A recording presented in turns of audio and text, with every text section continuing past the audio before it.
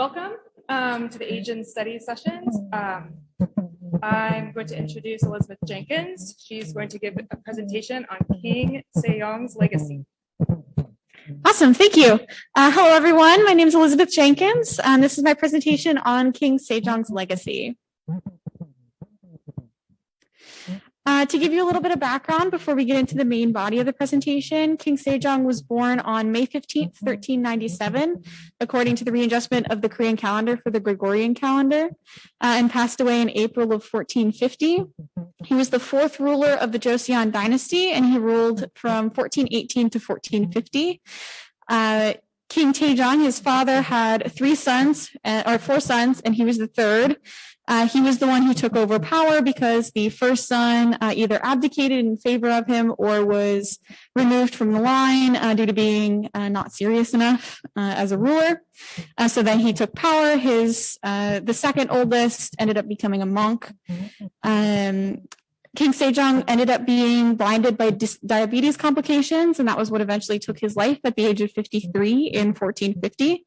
And after his death, his first son took over, but then eventually the second son ended up in power. And there's a picture of King Sejong.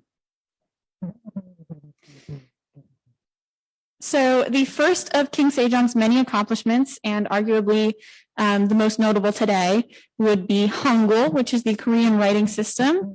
Before Hangul was developed by King Sejong, the current Korean writing system was Hanja, which was essentially the equivalent of kanji in Japanese for Korean, so it was Chinese characters.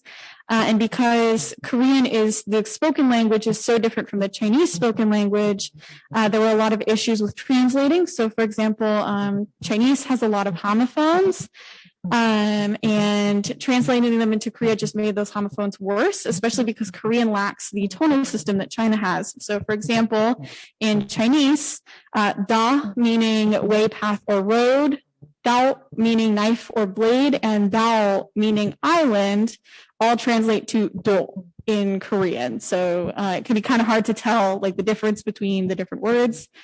So it was not very easy for people who weren't paying for education to become literate.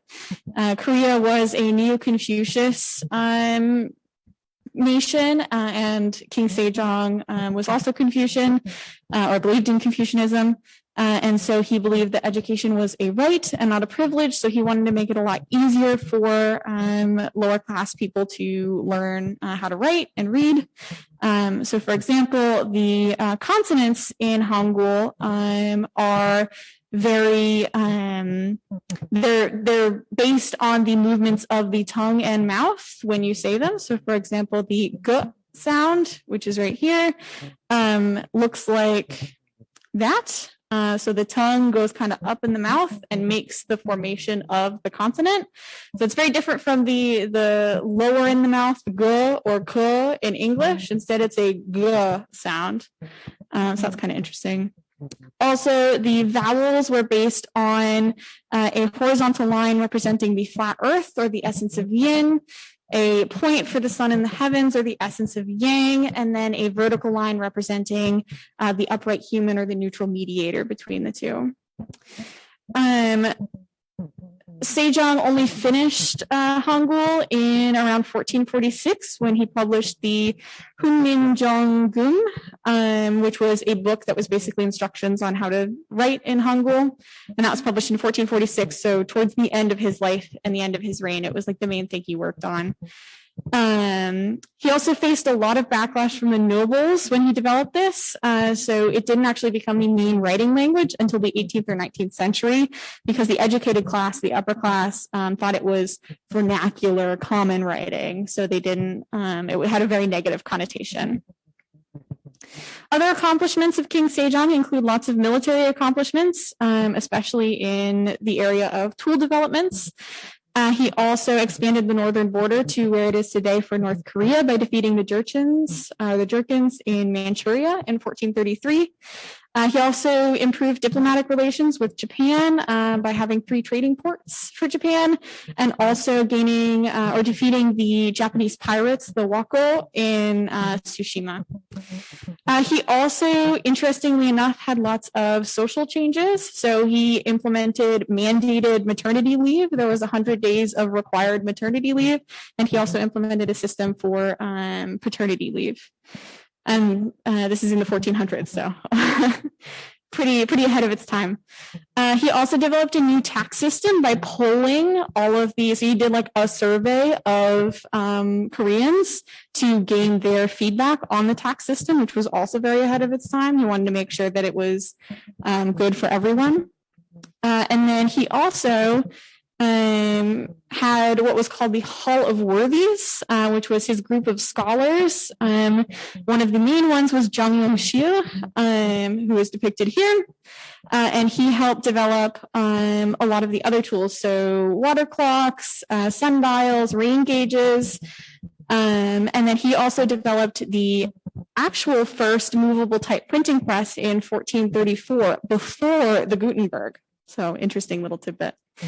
He also developed a farmer's handbook, so a standardized thing for farmers to use as a guide on how to work. And then he also developed a new calendar. He adjusted the Korean calendar. He published, or there were multiple medicinal treatises published under his reign, and he published books, several books and musical pieces. So he was very prolific. Going kind of back to what I said before with Confucianism. So technically Korea was Neo-Confucius, the main difference between that and Confucianism being that Neo-Confucianism is a lot more secular, so it has a lot less religious or mystical aspects to it. It's more of a philosophy. For example, another main difference would be that in Confucianism, it's mainly the 13 classics, I believe. So it was the 5 classics, then the 9 classics, then the 13 classics. But in Neo-Confucianism, that's all brought down to the 4 books. So it's a lot less textbook material. Neo-Confucianism was specifically developed counter to Buddhism. And one of the other things that Sejong did during his reign was he cut down a lot on funding of Buddhist temples in South Korea, or in Korea. And so there ended up being, I think by the end of his reign, there were only 2 temples left. So it's kind of an interesting effect of that. Also, the Confucianism kind of supports his main ideals of education. Rujia is the word for Confucianism in Chinese, and translates to school of the scholar. So it's a very education-heavy philosophy. And that supports why he wanted to make it able for everyone to read and write, and why he supported so many scientific advancements. In Korea today, his influence is still present. He is on the South Korean 10,000 won note. You can see it depicted here. Also, May 15th, or his birthday, is National Teachers Day. Again, going back into the Confucianism education. And Hangul is now one of the main, or the main language. Hanja is still used, like there's this Korean counting system, and there are other cases in which Hanja is still used. For example, in publications, academic publications, names tend to be written in both Hangul and Hanja, and there are some other aspects where it pops up as well. But Hangul Day is on October 9th, which is the day that the book about how to use Hangul, the Hunmin Jeonggum, was published in 1446. Also, the oldest still existing rain gauge comes from the 1800s, but it was modeled after the ones that were made in King Sejong's time. So those aren't here anymore, but this one is still the oldest existing one, and it's modeled after those, so it's the same technology. There's also a bronze statue of King Sejong in front of Sejong Center for the Performing Arts, and he is a namesake for many different things. I think he's the namesake for a specific area in Korea and the Performing Arts Center and a few other things. There are also plenty of references to him in pop culture. There are lots of dramas featuring him. I think he's wearing the same outfit that he was wearing in the original picture. So overall, King Sejong is still extremely prevalent in South Korea and North Korea today. He had a very lasting influence, and he's a very significant figure in South Korea. South Korea is now a global power, and a lot of other Asian countries are also global powers. And I think this highlights the fact that in American schools, there's a huge gap in education about Asia in general. So we might learn a little bit about the dynasties or a little bit about Mesopotamia, but it's mainly focused on like the agricultural aspects or like, oh yeah, it was developed by a river. I remember that being repeated over and over again, civilizations developed by the river. But you don't really learn all of the intricate details about the culture and the history. And today, with South Korea and other Asian countries making up 60% of the world's population and being huge global powers, I think it could be a problem if Americans don't know and don't have the proper context for their culture and their history, leading to things like unequal treaties and misunderstandings and stuff like that. So I think that if American schools were to start teaching more about Asian countries instead of repeating the Revolutionary War over and over again, I think it would fill that gap in a lot of American students' education and make the world a better place overall.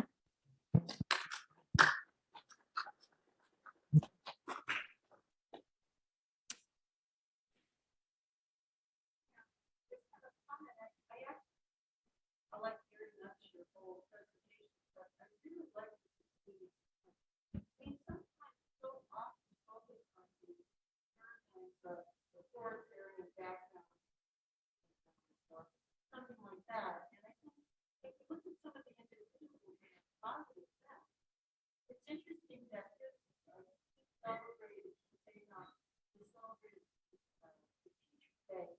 Like in China, they do the teacher's birthday. And no one really sees the teacher was a guy, so they have to come watch the lesson. So it'd be nice if it was made for say, especially when you see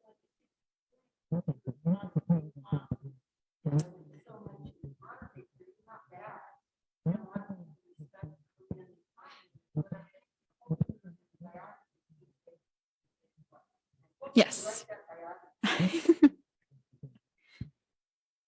Are there any other questions?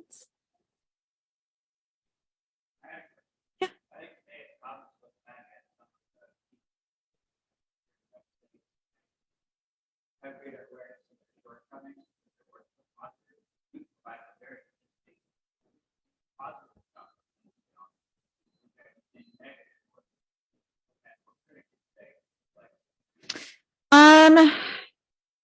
I don't know any like a whole lot of specifics about negative views of King Sejong.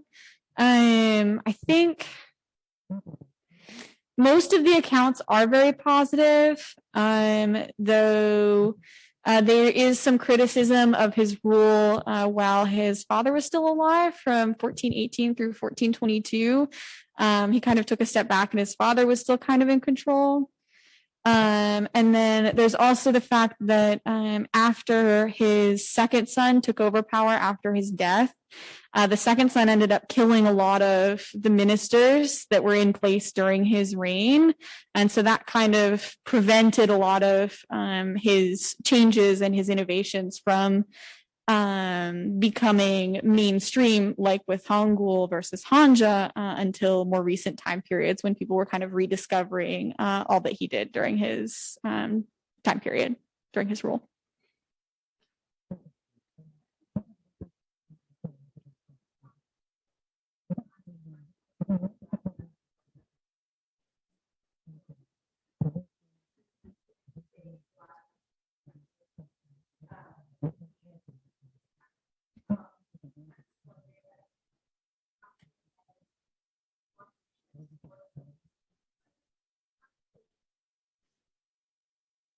Yeah, so I think I was looking at some of the learning standards for social studies in Washington K through 12 schools.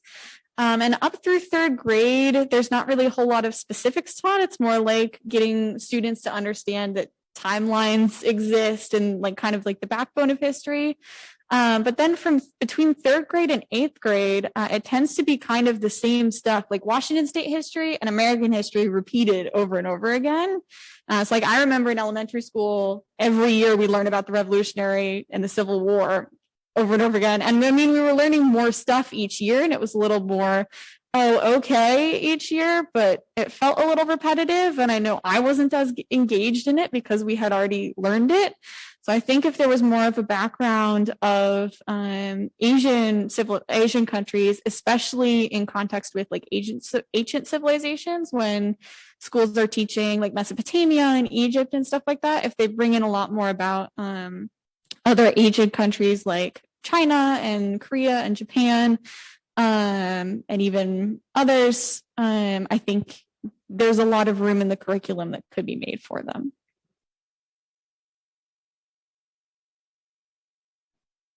Okay, thank you.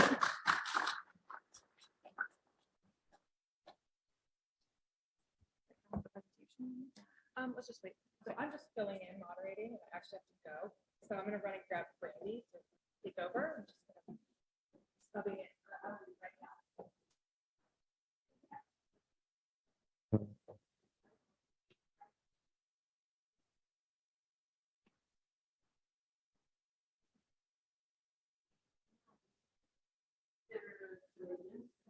There used to be diversity in Asia.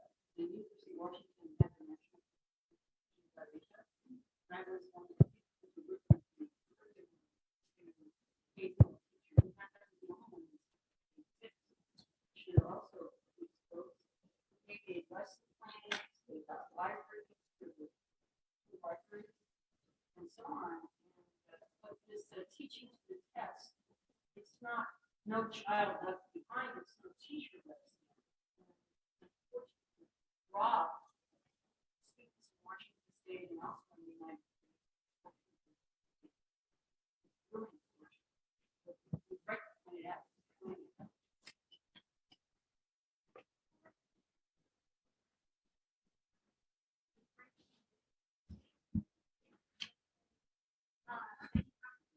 Are you next? Perfect.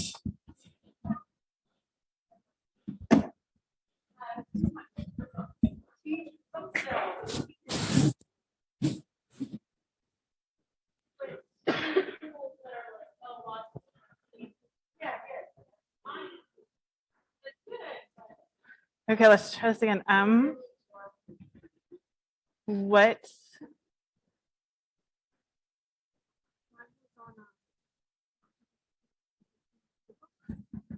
Okay, but your presentation is called Ryan. Does that seem right? Is this you? Perfect. So let's try and see what happens if we present again.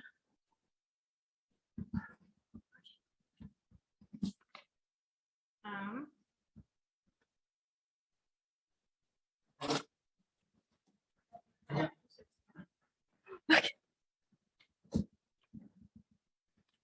I apologize. Thank you for your patience.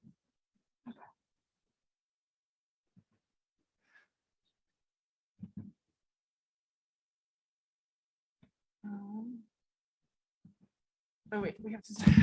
Okay, we can do it. We're good. Okay. Okay, so we're gonna do that. And slideshow. And we have to like somehow.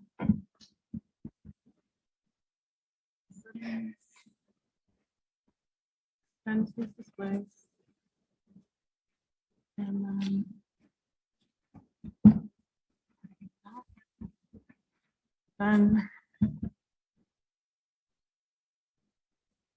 when I go to this, I need to take notes.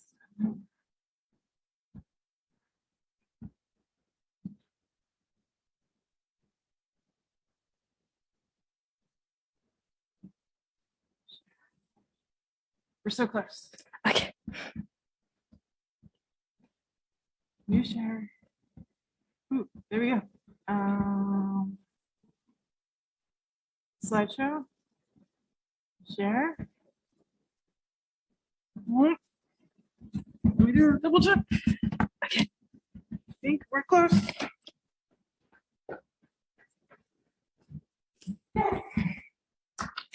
Okay, so I'm good to go. Wait until 2:30.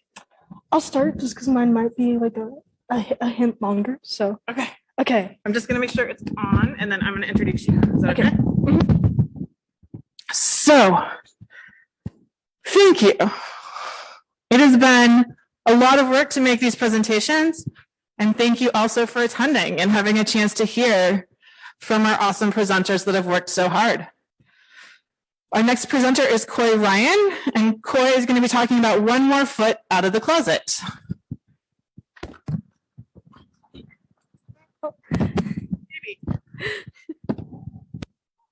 okay. Hello, my name is Karan. My mentor was Dr. An, and I'll be talking about LGBTQ representation in K-pop and how it impacts the LGBTQ movement in Korea today. I'll be going through these slides a little bit quickly. Apologize for that. I can expand more if there are any questions after the presentation. So to start off, I had been expanding upon my previous research on LGBTQ acceptance and fan culture by now diving into social media and news outlets to find living examples of people's reactions to openly LGBTQ and openly ally idols, both hateful and supportive. Combined with statistical data, these news articles, social media posts, and comments all support the fact that there is a growing trend of acceptance amongst young people in Korea today. I'll discuss stigma towards the community, growing support amongst younger Koreans, and how idols represent and drive this growing trend of support. My findings reflected that idols try to portray very positive and generally accepting dispositions. Some idols even manage to find or maintain fame while being openly LGBTQ plus themselves, and fan culture helps spread messages that idols wish to convey. In regards to the larger public, younger people are generally becoming more tolerant and more accepting of LGBTQ people in Korea today. As one of East Asia's more conservative countries, acceptance of LGBTQ people can be hard to come by both on an institutional and individual level. Resistance to acceptance of the LGBTQ community has a number of factors behind it. Korea is a very Confucian society, modeling much of its policy making and a lot of morals after a model of a family structure. For many, heteronormativity permeates these values. Korea also has the highest number of Protestants out of any East Asian country, and while democracy places much emphasis on the importance and values of human rights, many Korean people might at times hesitate to consider LGBTQ rights as one of the many rights that ought to be protected by a democratic society. Additionally, topics involving LGBTQ matters are simply awkward to talk about. When discussing his activism as one of Korea's only two openly gay idols, Holland quote said such: "In Korea, we tend to ignore things considered controversial. We also sweep them under the rug." I'd also mention how like to mention how idols are heavily regulated by their companies and labels. Companies want idols to have soft, squeaky clean, generally very appealing images to maximize financial gain. Even more pressure is put upon those groups and idols or individuals who go global, as K-pop acts as a form of soft power for South Korea today. Idols are always walking a social and political tightrope just at all times. Though inevitably LGBTQ issues have squeezed their way into the K-pop scene, such instances are surprisingly plentiful, and various artists exemplify that support is growing despite such barriers. In a world of ever-changing borders and increasing accessibility, changing trends determine how social issues are addressed by idols. The responses of the idols influence these trends, in turn, backing them up. Though when LGBTQ issues are such a sensitive subject matter, why even address them? Basically, in the balance between making money and maintaining appeal on a global scale, when LGBTQ issues are more relevant than ever, companies just can't straight up ignore them in totality. Idols do have to address these subjects, and they have to do so with care. Most times they're subtle about it, and sometimes not quite. In addition to being a digital art and music medium, K-pop can be described as an agent of social and even political change. Fans are highly reactive to their idols, especially their wants and needs. When idols stand up for humanitarian issues, their fans take it as a call to action. The frequency of active tweeting and rapid communication among K-pop fans has important implications in regard to acting as agents of globalization and cultural products, and fans have increasingly fundraised for ad hoc issues as well, calling for monetary support for events like natural disasters, humanitarian emergencies, as they rise via social media.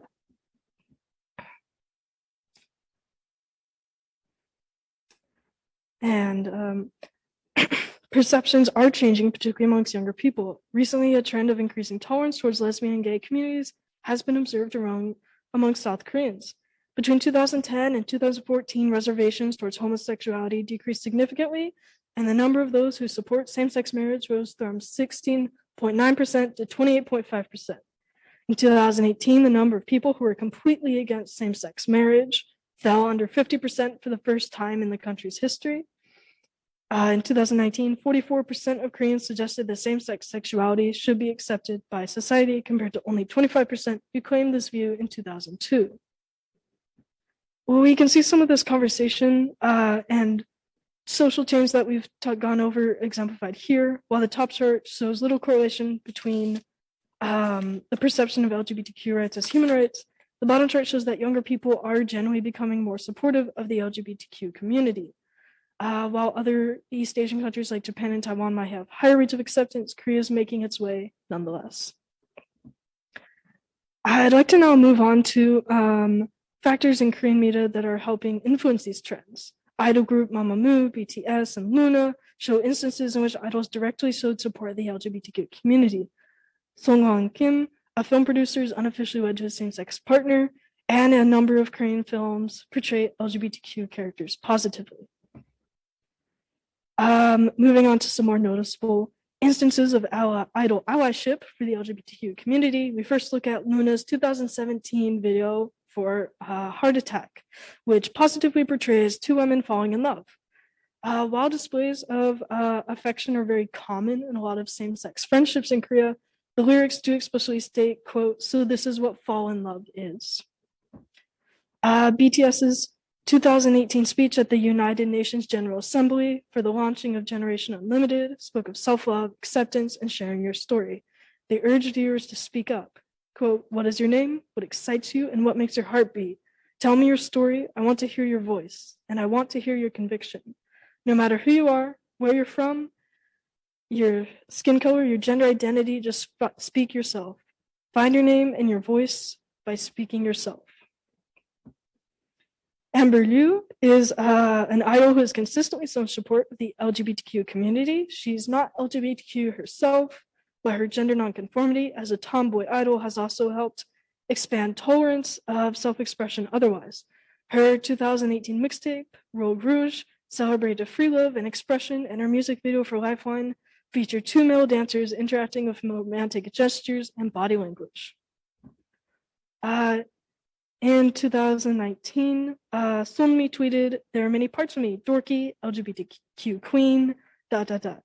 Many took this as her coming out. She later clarified that she's not LGBTQ herself, but that she does support the community. And I won't open this link right now because we probably don't have time, but it is a whole thread of just numerous posts on Twitter of her consistently posing with LGBTQ and bisexual flags on stage and stating her support for the LGBTQ community directly, openly on stage. I would also like to look at idols who are LGBTQ themselves. Jihye, Aquinas, Kwon Do-won, Som-hyun, Holland, Marshall, and Harisu are some of those who have managed to be out about their identity and open about their experiences, despite censorship, unacceptance, or resistance. Harisu is a trans woman. She's the first trans idol and the second Korean person to ever change their gender marker. She debuted with her album Temptation, which hit number 32 on the top 100 in 2002. She was openly married to former rapper and dance member of group EQ, Mickey Chong, and her name Harisu is derived from the English term hot issue. Marshall is the first openly gay idol. He came out in 2015 and later debuted in 2018 with his mini album Breathe. He's open about his experiences as a gay man in Korea and is an advocate and has been a source of education for many Korean listeners. Holland is the second openly gay idol, though he also is dubbed the first gay idol. He works independently and debuted with his controversial music video Neverland, which we'll actually go over here. Neverland's video featured two men kissing and falling in love and even kissing. The kiss scene earned it its explicit rating of 19+. At the time, this sparked controversy, not only because of its openness, but also because of the hypocrisy of this rating. At the same time as its release, another idol, Suji, had also released a music video with a heterosexual kiss scene. However, her video was rated as PG-12. Overall, the reaction was quite large and a lot of discussion arose. Many people were split, some for and some against its rating. When asked why he even included the scene, Holland said, he said, "I couldn't understand why a beautiful moment between two men had to be explicit." Sorry. So maybe it was out of rebellion, I decided to include this scene. And most people probably didn't even know about it too, that a gay kiss scene is rated as explicit in Korea. This young artist came out as bisexual over Instagram in 2019 when she posted pictures of her kissing her girlfriend on the cheek, even labeling her as her girlfriend.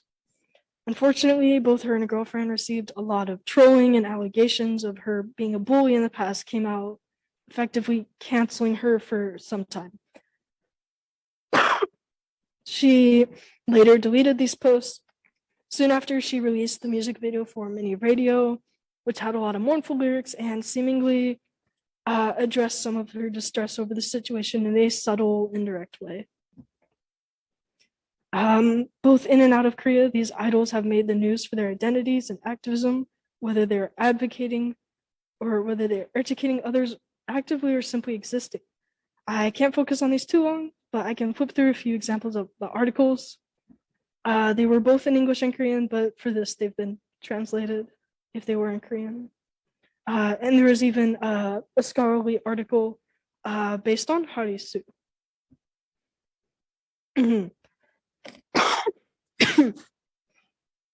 One consequence of them being out is that they also receive a lot of hate online and sometimes in real life.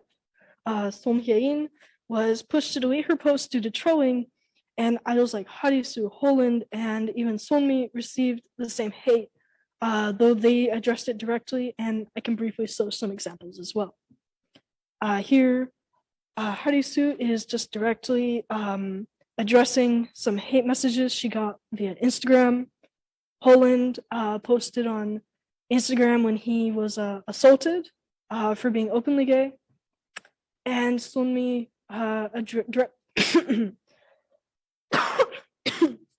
directly addressed hate for when she temporarily, quote unquote, came out. But they don't just receive hate all the time. In many instances, their fans have been quick to support them, and I can show many examples of that as well. And these are comments all supporting Son Hye-in on her video Mini Radio. So while Korea has been a bit slower to find widespread whole social acceptance of the LGBTQ community, the transition from total resistance and heteronormativity to acceptance and tolerance is evidenced with the varying opinions of youth in Korea today.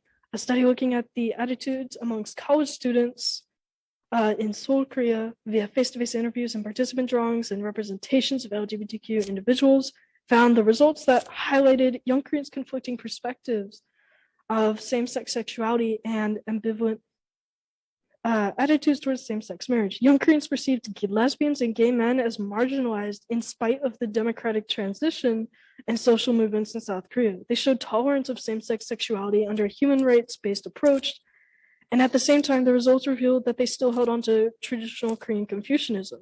There are young Koreans opposing same-sex marriage because of the rationale of Confucian heteronormativity and value of social order and within collectivism, and belief because of familialism.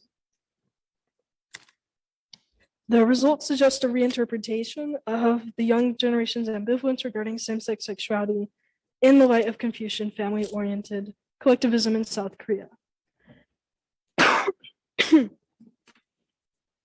So the impact these idols have had is evident to themselves as well. When asked about the role he's had in the rap and hip hop genre, Marshall said, quote, "I feel like I've been doing a good amount of educating in a way. I think me being me and talking to people and releasing music as my true self, just that alone is opening up people's minds and hearts." I would like to end it with saying, we cannot make progress without those who are willing to step up and lead the way in educating others and giving voices to those who are underrepresented. Celebrities and idols have some of the widest reach today, more so than most individuals ever could. These idols have done much to foster accepting attitudes towards others by recognizing them. We're doing our part in spreading their messages, accepting their identities, and showing support for the LGBTQ community as a whole. And that's it. Thank you.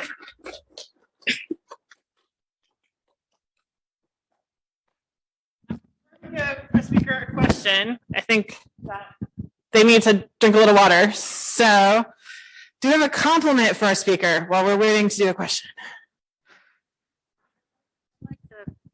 I like the diversity of who you selected and the fact that you were willing to put on, the guy with the scar now that forever, but also the good comments that people have. And I also like that you internationalized it a bit because I was in Taiwan when they started to have Ang Lee's movies.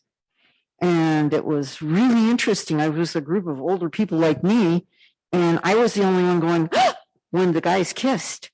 And it was amazing, the open-mindedness of people. I think it's getting better, but there's some trends that are pulling back now. And that's what you've wonderfully done to show for us. Thank you, Koi.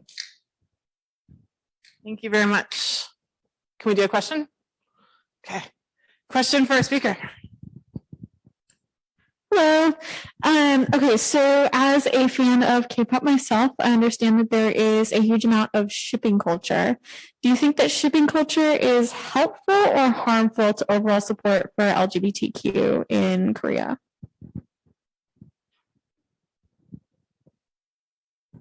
That's a very good question, and I think that's kind of a debatable one. I actually addressed it a bit more in a previous paper that I wrote for Dr. An's class. I think it's a way to wedge a foot in the door for accepting or seeing exposure to gay people and LGBTQ people. But I think as progress is made and as acceptance becomes more advanced, that it can then become retroactive and even stereotyping or it can just the drawbacks come out more as I think acceptance advances past the point that that bare minimum representation is needed. There was a moment that it took me to get to relationship when you said shipping. It was like, I don't know what FedEx has to do with this presentation. Nope, totally my fault. Any other questions or compliments for our speaker?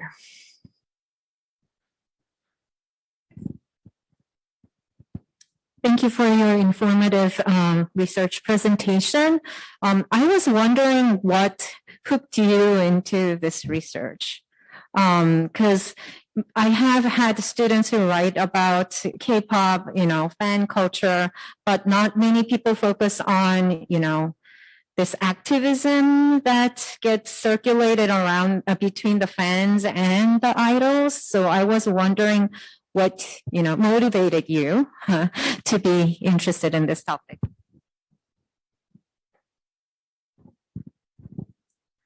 So for studying K-pop in of itself, that aspect, I generally enjoy, I like history too, but I like to learn a lot about contemporary culture. And so I've had a special interest in very contemporary issues. And then for LGBTQ activism, it's somewhat relevant to myself. So in that sense, kind of wondering, I guess essentially wondering if I were in Korea or if, how I would fit into other places in the world and just kind of like a what if sometimes. And then yeah, I guess that's about it.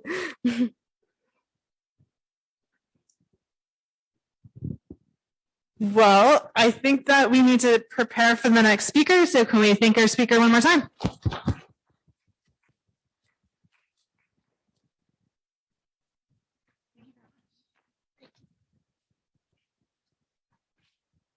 Did you get a chance to lead it before? Oh, perfect.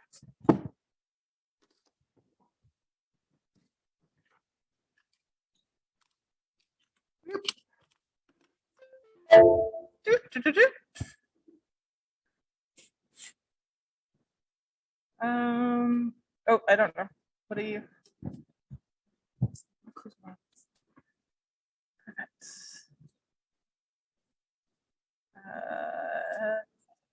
We'll put it there right now, and then I'll move it.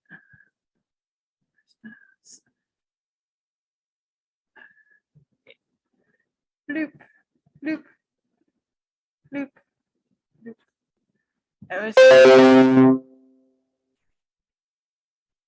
Okay, so now we can pull it. And open. And then we figured this out earlier. So we're going to try it again. So present. Oop. Present.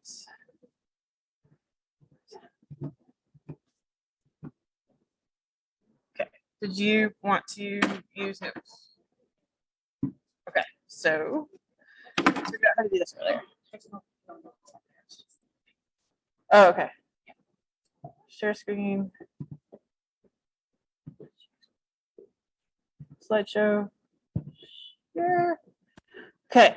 How this is going to work is like when you click through, you can use this. Click.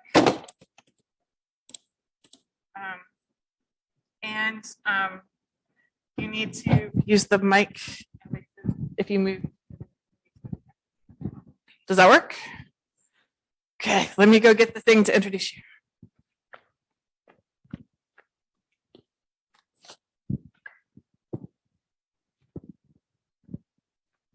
Ajah? Yes. Do you want to go? Are we full? Okay. Deep breath.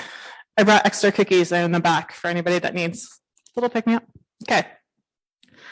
Our next talk is the 9-Cloud Dream, a deep analysis. Our presenter is Ajah Cruz-Morales. Thank you so much for your talk. All right. So as she said, I'll be presenting on the 9-Cloud Dream. It's going to be more focused on the religious aspects of the text rather than the story itself, but I will give you a bit of summary to kind of compare and contrast the author with the story as well. So, yes. So this is a picture of the person who translated the text.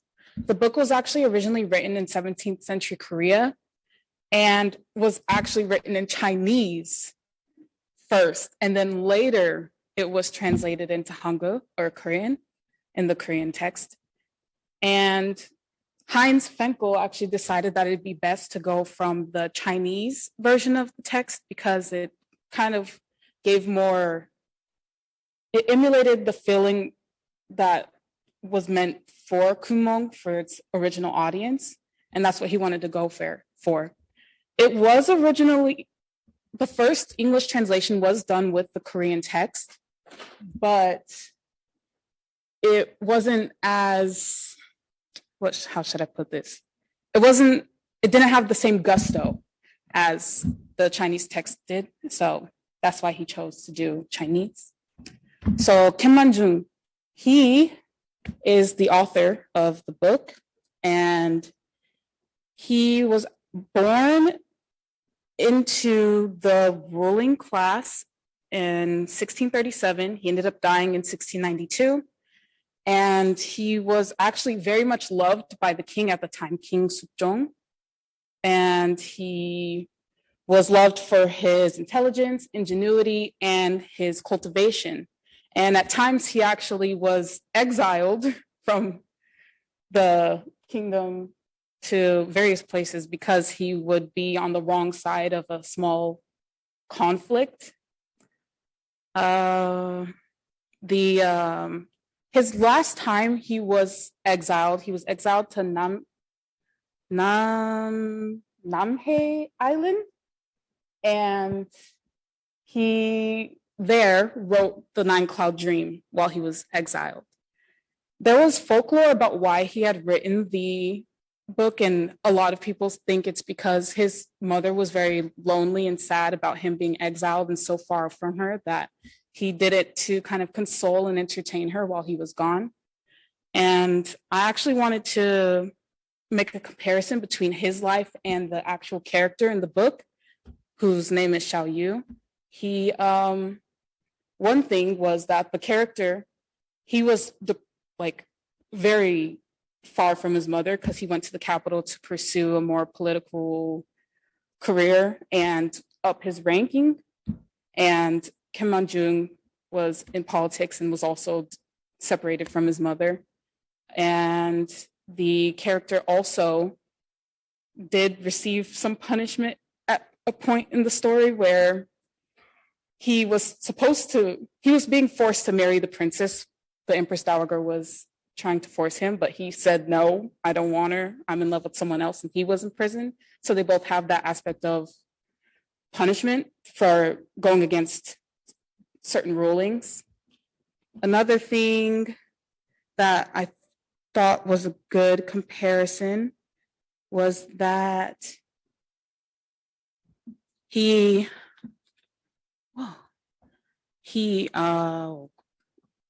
I honestly forgot what I was going to say. Okay. Anyway, moving on. Yeah. So the book took place in the Tang Dynasty, and I wanted to do kind of a comparison between Joseon and Tang Dynasty because I wanted to tie it all back into Korean since the whole book was about China. And I'm like, it just made it a bit difficult, but there was a lot of parallels between how the Joseon Dynasty and the Tang Dynasty ran their politics and their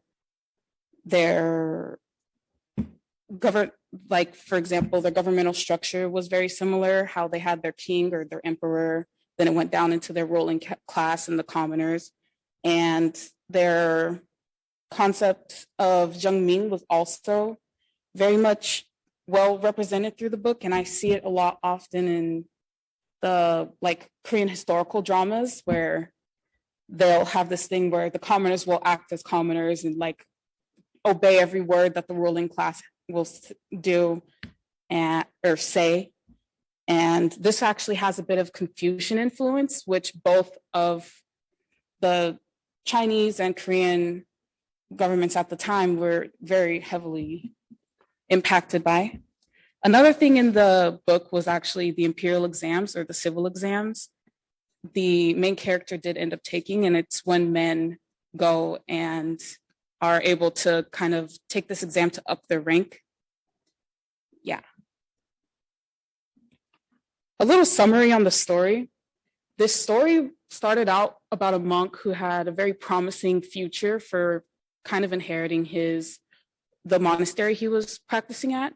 And then one day he was actually summoned by the Dragon King and partook in wine. And he even was seduced by 8 fairies and dwelled on what earthly desires he wanted, which kind of went against his monastic laws.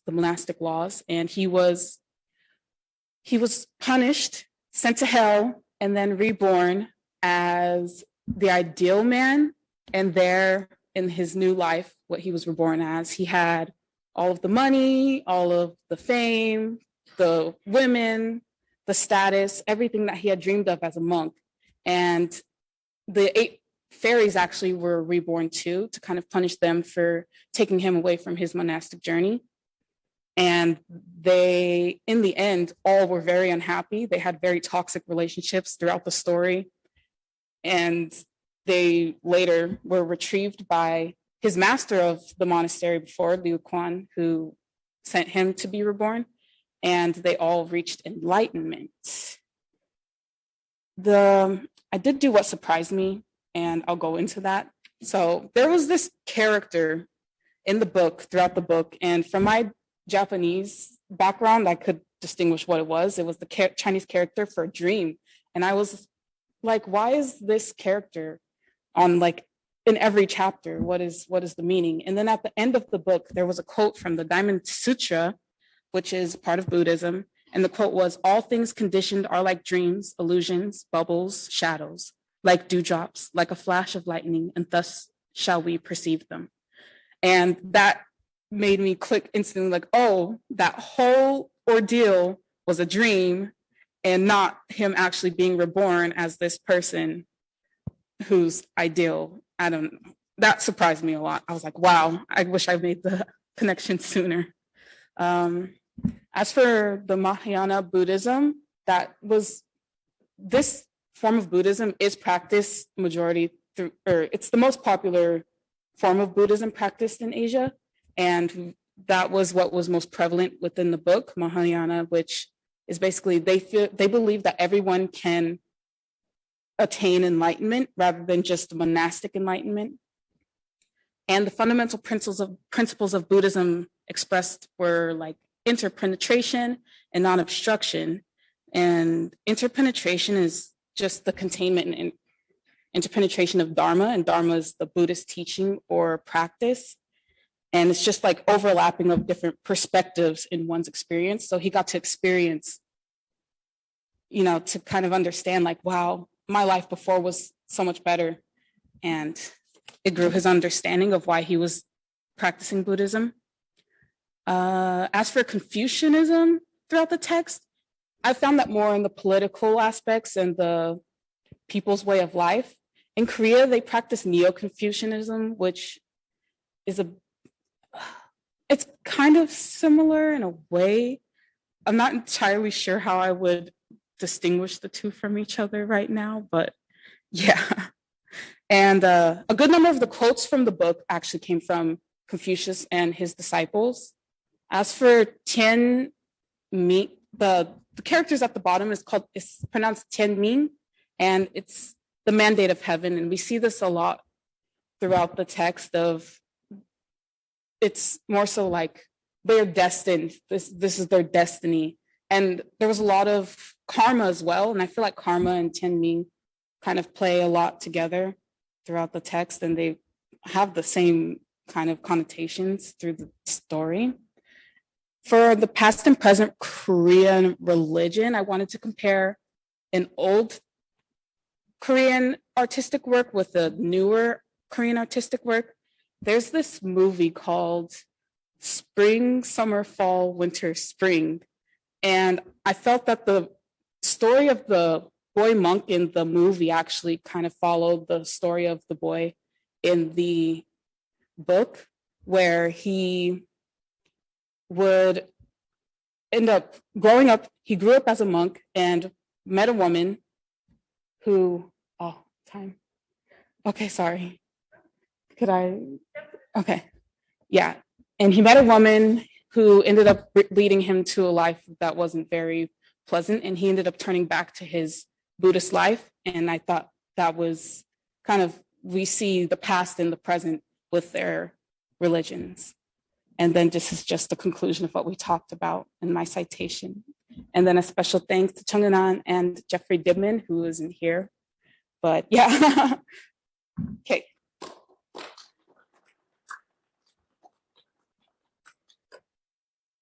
Any questions for speaker?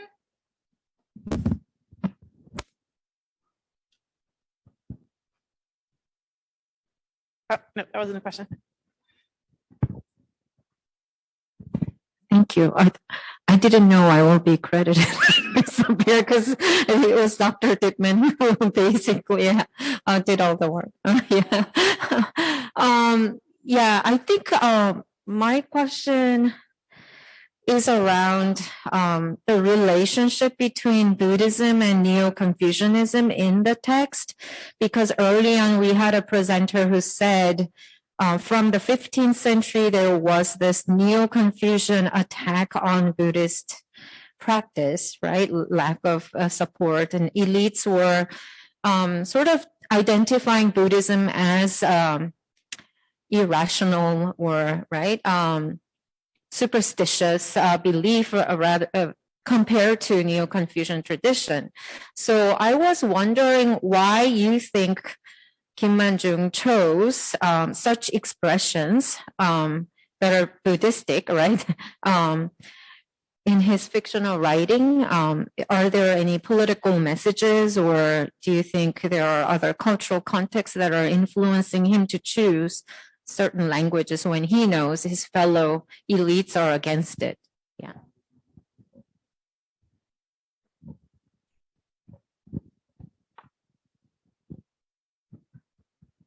So, sorry, I'm trying to pick apart the question. So you were asking, like, why did he choose to?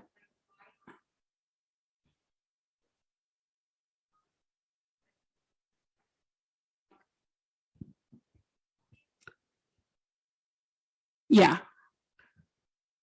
I'm not entirely confident in why he chose Buddhism over, well, he did cover three different not languages, but religions in the text: Taoism, Confucianism, and Buddhism. And I think it was more so to showcase his education, like knowing what each religion was. It showed how intelligent he was and his character as well.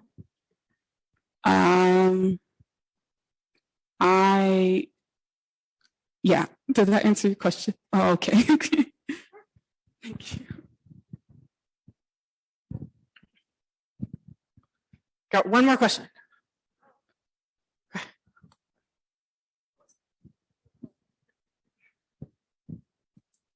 Oh, sure. Could you say more about why you chose this book? What interests you in this book? See, the advantage of waiting for the mic is you get a chance to think about your answer. Actually, what drove me to choose this book was Jeffrey Dippmann, Dr. Dippmann.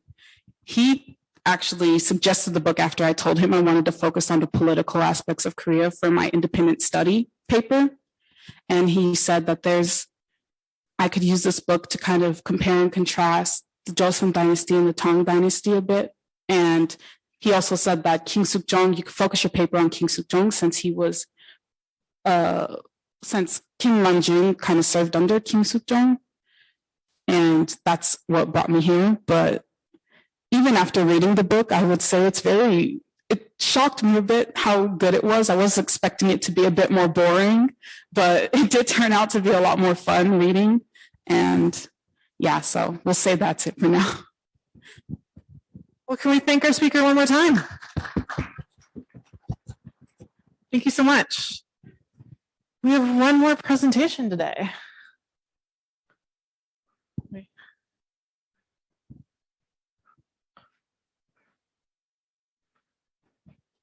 Do you have it on a drive? I was told to upload it onto it. Yeah. Oh, that's your notes. Okay.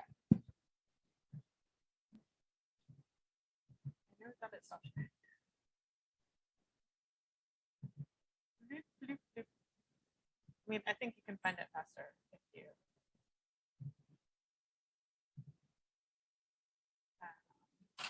We're in BC. We're in BC.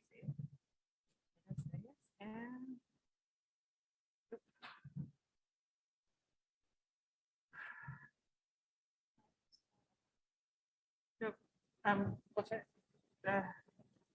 When did you turn it in?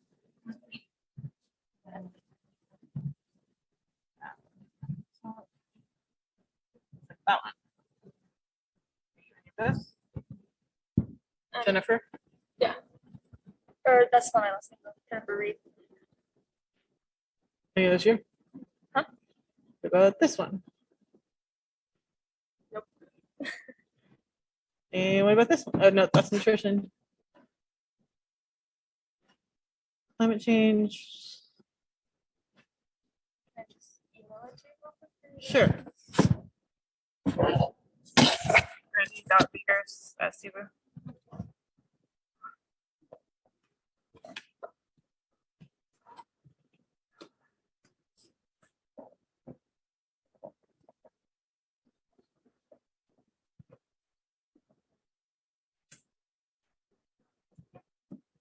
Well, it was more, if we got them today, it was harder. Because they also deleted all of the presentations on here last night. WIEGERS.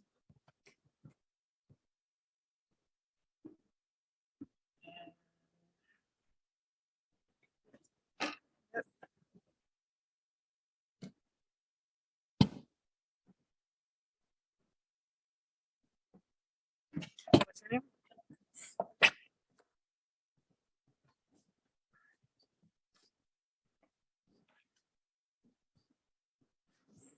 Right there. Nope, mine says 513.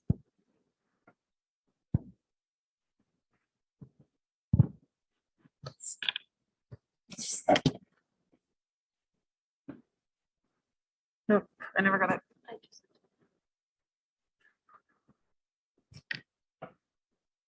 I would just keep it.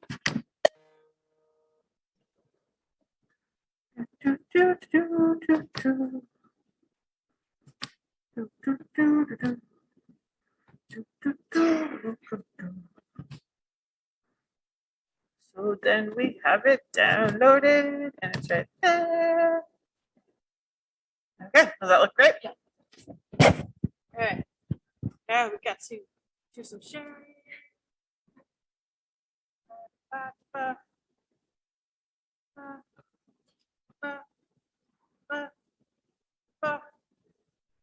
Sure. Okay. Next thing. You need to use the thing. So we'll have to do that in a second. Does that work? Cool. One more to go. This is one of our last source presentations. It has been a week full of awesome presentations, and I am very excited for Jennifer Rhee to lead us in our last presentation for today. It's going to be conscription in South Korea, and this is not good. Let's try this again. I can see it here, but we don't see it there. Okay, then.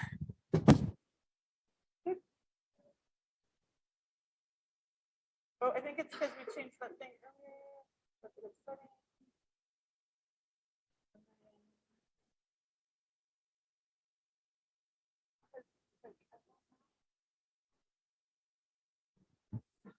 Something that's like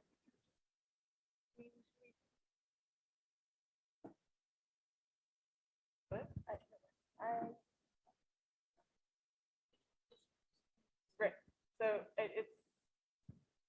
it's when we did the PowerPoint, we switched it from mirroring to, and I just don't know how to make it mirror again. So let's look at display. Change. Sure. Display. Extend. We want to mirror. Ooh, ooh. Duplicate. There we go. Keep changes. Your patience is appreciated. So let's try this one more time, shall we? Jennifer has patiently waited so that we can have a presentation. So Jennifer Rhee will be presenting on conscription in South Korea. Give it up for Jennifer.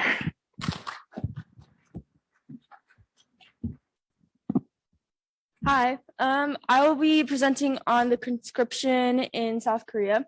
Again, my name is Jennifer Rhee. I'm a fourth year student at Central. I'm a music student, and this is all this thanks to Dr. An and the AKA Seed Scholarship. I was able to put together this presentation. So the first things first, what is conscription? Conscription is the compulsory enrollment of persons, especially for military service. This is based off of the Merriam-Webster definition. Basically, it just means that you are required to join the military. This is just a general word for that. But yeah, in South Korea, if you are ages of from 18 to 35, and you are a male who is able-bodied, you are required to serve in the military. This was introduced back in 1949 as the Military Service Act in the Constitution of Republic of Korea, and it was enforced in society in 1957. It kind of came together after World War II and the Korean War because of the tensions between North and South Korea. South Korea really wanted to have a strong national defense system and organization, which led to conscription of young males in South Korea. This does not apply to females at all. This only applies to young males.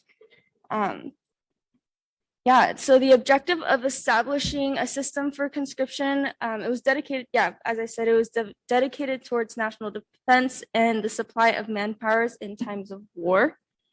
And all able-bodied males ages 18 to 35 were required to serve in the military for at least 18 months or they faced imprisonment. So the enlistment process starts at age 18. This is in Article 3 of the Act. If you are of masculine gender, you're required to submit a registration of residency, and they have up until until they turn 28 years old to register for enlistment. From ages 18 to 20 or after, whenever you finish submitting your registration of residency, you will undergo a physical examination that shows suitability of military service. Once you are drafted into the military, you can be placed at whether it's active duty, reserve service, supplementary service, preliminary service, and wartime labor service. Wartime labor service doesn't really matter up until we are in times of war. And this is a TV show in Korea called 진짜 사나이 or Real Men. It kind of, I think this was Korea's way of making the military service seem not as awful as people may make it seem. It's a variety show, so it's really full of comedy, but they take 8 celebrities. On the left over here, you have 8 male celebrities. Over here, you've got 8 female celebrities that join the military, and they just document that. Obviously, it's not going to be as harsh, or it's not very super realistic of what it's really like to be in the military, but this just shows how common it is. Okay, so some of the controversies that surround the conscription in South Korea. You've got the gender inequality and inequity. As I said, Article 3 says all able-bodied male must serve in the military, and women are only allowed to serve if they choose to volunteer. So the exact translation says, a feminine gender may perform only active service or reserve service through volunteering.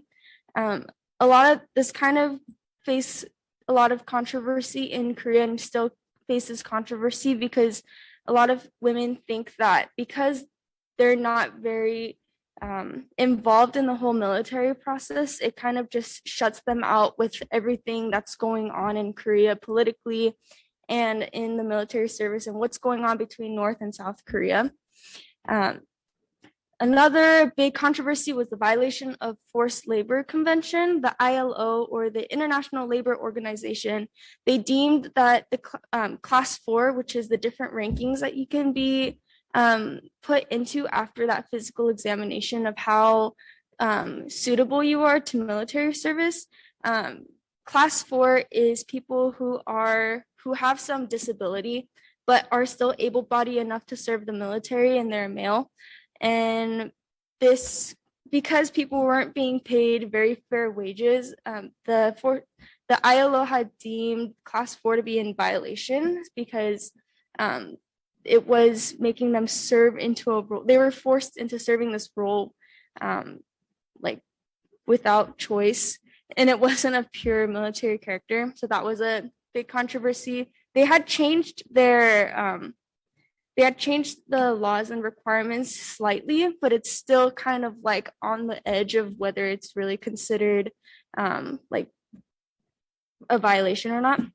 Another big thing is military exemptions and draft evasions. I don't know if you guys have recently seen articles about BTS and how there's about a lot of fans being very worried that their beloved K-pop stars won't be in the spotlight anymore because they have to serve in the military. Because of all, and also the public in Korea obviously thought it was unfair just because these are famous idols, that they were allowed to be exempt from being in the military, which every single male has to go through, which led to what's kind of called the BTS law, which they expanded the age in which you have to enlist. So as I said before, you have up until you're 28 to fully enlist and register. They expanded that to age 30 for people who have had made exceptional impact or contributions to Korea. So that also is athletes, famous people, people of public figure, people who have wealth. These people are, can be eligible for those exemptions. And obviously people are going to think that's really, really unfair. And then there's also draft evasions, people finding loopholes within the act, which basically keeps them from not having to serve in the military. And people who don't have those resources don't get those opportunities to avoid having to do this military service, which is also very unfair, adding to the controversies of conscription. And then you have conscientious objectors. There's people, especially Jehovah's Witnesses in Korea, who don't believe in violence and serving in war. So yeah, conscientious objectors are those who refuse military service due to their own personal beliefs, values, religions, other justifiable reasons. So that in turn, and because if you decide to, conscientious objectors, if you decide to refuse military service, you were immediately just put in jail for like a very long time. And that's not very fair. Okay. And that added to the controversies of conscriptions, because you can just say, I don't believe in violence, so I'm not going to participate in the military, and then be jailed for that, put on your criminal record, can affect your life a lot. So that was a big talking issue as well. I think in the next slide, yeah, it's not in this slide, but basically what had happened was in 2018, they made a reform in the act saying you can be a conscientious objector, but instead of serving in the military, you can instead serve as a civilian and just do acts of like community service and just various types of labor work inside a correctional facility, which is basically jail, but it's just not put on your criminal record or anything like that. And for a shorter period of time, and they have more freedoms than criminal prisoners. So they can ask to leave the facility to see family, have some personal time. They're not confined to that prison the entire time. But yeah. So what is the future of conscription, even with all of these controversies? I'm sure there will continue to be revisions as Military Service Act may need to continue revising the laws due to conflicts, violations, and controversies with international laws, just because, like I said in the previous slide, the violation of forced labor convention, that's still kind of on the waters. And there's other things in the light of forced labor due to this conscription. So I'm sure there will be revisions that continue to happen. There's also war. There's like continue to be threats from North Korea onto South Korea, and from like China and South Korea, just all over the place. And they will have to utilize this Military Service Act just because these threats continue to persist, which is also the reason why that conscription was established in the first place. And then the third is lowering numbers. Another big concern in Korea right now is that the eligibility of serving in the military keeps like diminishing because more restrictions keep coming up. Obviously, disability, mental health, things like that are now becoming more regularized, which I think is amazing. But this also means that they are going to be exempt from serving in the military as well. So there's like statistics showing that the number of eligible men continue to decrease every year. And so every presidential election And in politics, national security reforms and conscription is always a topic of discussion. So yeah, that was kind of my presentation on what the history of conscription is, how it's impacting society right now, and the future of conscription. And those are all my references. Thank you.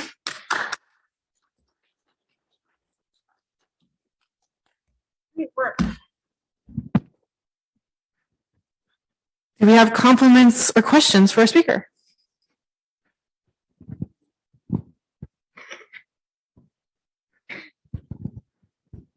Hello. I was wondering if you had any information on, I know you talk about mental health exemptions recently enacted, but I was wondering if you had any information on the consequences of conscription on people's mental health after they are released from their conscription requirements.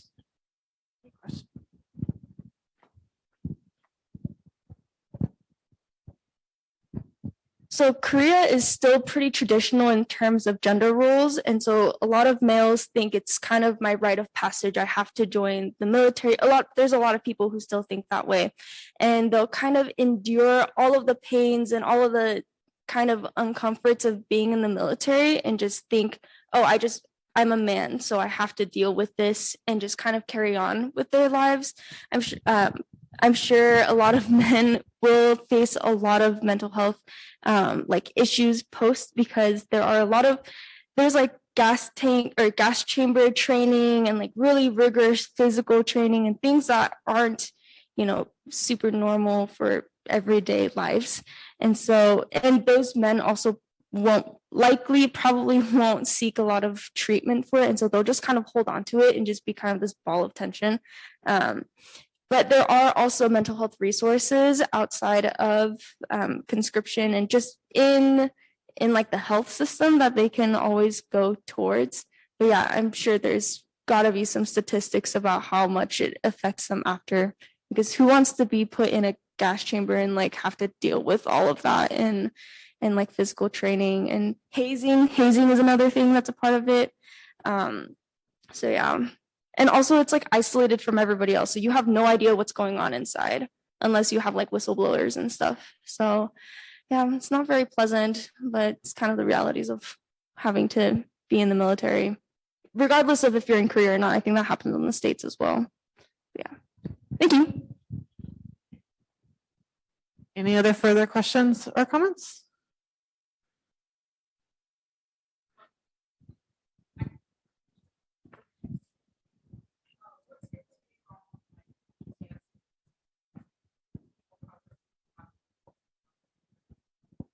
So the question is, what is your take on BTS's exemption? I don't have a bond with BTS. That I'm not a huge fan of theirs. I think they're really cool. But I do think that, they're a huge like sensation. The fact that they were able to kind of enact this new law coming about, because there's so much like public opinion about having them not serve in the military. I think it's great that they were able to change things to like accommodate them and whatnot. But I don't think it would be super fair if they were just totally exempt from it, because physically they are kind of ripped and like they would survive conscription, I feel like, fine. And there's been plenty of other idols and male actors who had done their military service, like Big Bang people just came out of it recently. If it's something that everyone should do, I think it's fair for them to have to serve at some point. Yeah.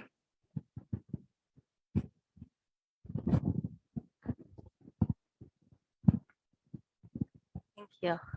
Hi, thank you for your presentation. I'm just gonna piggyback on her question and also her presentation and your presentation. And a theme that seems to be recurring constantly is that there is like this big influence that the fans, in this case like BTS, right, like have into feeling what the band does, and then right, like kind of like changing a little bit the social dynamics. And I was wondering, and this question is open to anyone. Do you think that the fan effect can really start pushing Korean politics towards social change, or like kind of like opening some of these spaces that are still closed, or starting to engage in topics that are still very taboo, or even start like presenting some issues that concern social justice among Koreans, right? Like, do you think the fans have the power to start pushing those initiatives?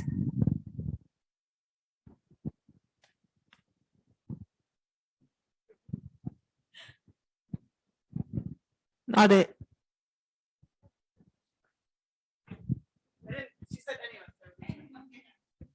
Oh, okay. So in my opinion, 100% public opinion is public opinion, whether you're a fan of BTS or not.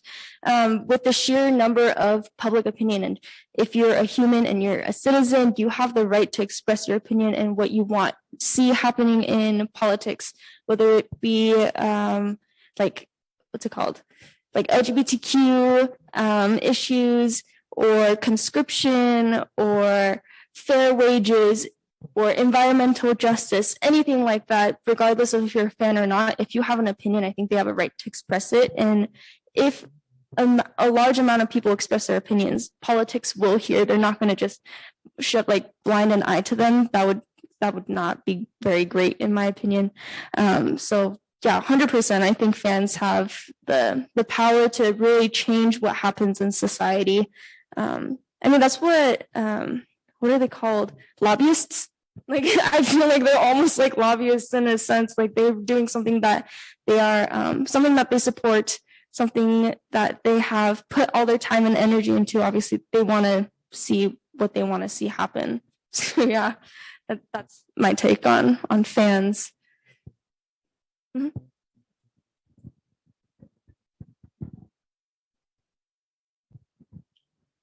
Okay, we'll go one last question, but there's two of you, so you have to unwhistle. You can go ahead. I was thank you, Jennifer. One thing just I want to comment that you answered like fabulously, but when you said the isolation of being in the military, but some military bases these days changing their rules so you can use your cell phones for like 30 minutes a day. So their suicide rates went down like that. So I mean, not everything, but some. I just want to tell everybody because there is a good side of it. But anyway, my question is, because you have a sense of being Korean and American at the same time, do you think military services should be by volunteer like in America, or like obligatory services like Turkey and South Korea? That's a very political. Mental health issues and the quality of the military service, I feel like would increase if it was through volunteering. At least like in the States, it seems like people who want to be in the military are very like gung-ho about it, like, yeah, I'm going to be in the military, I'm going to be in the army and, you know, serve my country. And I'm sure if there are people with those mindsets to go and serve your country, the quality would increase rather than being forced into doing it. There's so many people who dread going into the military. I know my uncle dreaded having to do military service. Like I have family experience of men not, you know, really wanting to do it, but they had to kind of put a pause in their lives completely to go join the military. And so I think, in my personal opinion, it would be cooler if it was voluntary, like completely voluntary, but I see the need of having conscription. But at the same time, I'm not fighting against it because I see the need for conscription because North Korea is right there, and how often are they threatening other countries of nuclear war, and like, we're gonna go invade you because you suck, and politics and all those kinds of things that I don't have a lot of research on, but I feel like it's in the news all the time with North Korea wanting to fight someone. So yeah, I see the need for it. So I want to respect time, but I want to build off of that for a second. What do you think about the other way? What if America had required service, not necessarily military service, that you just had to go spend 6 months doing service for everyone? Military Just service. That's interesting because I feel like service could range so much from whether it's just working to be a citizen to serving your country. Like the spectrum is so large. There's a part of me that thinks, aren't we already there's already kind of a societal push to join the workforce as soon as you're out of school, which kind of feels like a mandatory service anyways, because if you're not working, if you're not in school, you're gonna get like, it kind of sucks, but there's kind of this societal judge onto you that you're not doing anything with your life and you're not contributing to society at all. And so I would kind of debate that is kind of already put in place to immediately join the workforce after you graduate. I mean, at least in public school, that's what they're kind of teaching you. They're teaching you, you wake up at this time, you are going to study this, which kind of relates to having an 8 to 5 job. You come home, you kind of take care of yourself and work and do your hobbies. And then you repeat that cycle over and over again, which kind of prepares you for the workforce. So that's my opinion. Let's thank our speaker.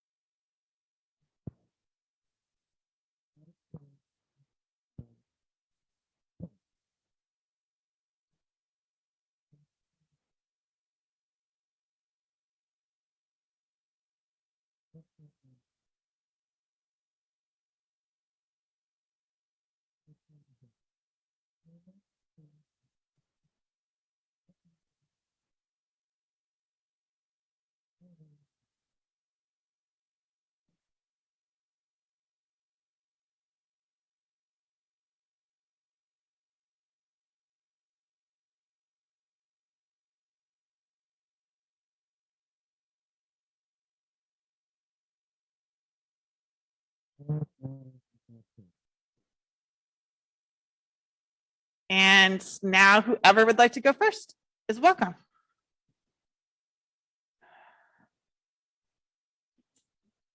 Oh wait, and Griff is going to introduce you and I'm going to walk away first. So you guys are awesome. Thank you all for your patience. And thank you for just being proactive and taking care of yourselves this morning. We also added from yesterday a clicker so that you can click through your slides if you do choose to move. You're awesome. Rock on. Have a super awesome. I'm very proud of you. You look very professional.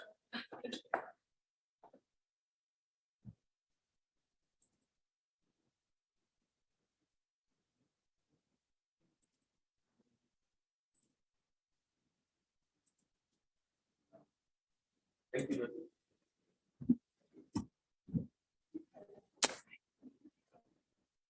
I don't have.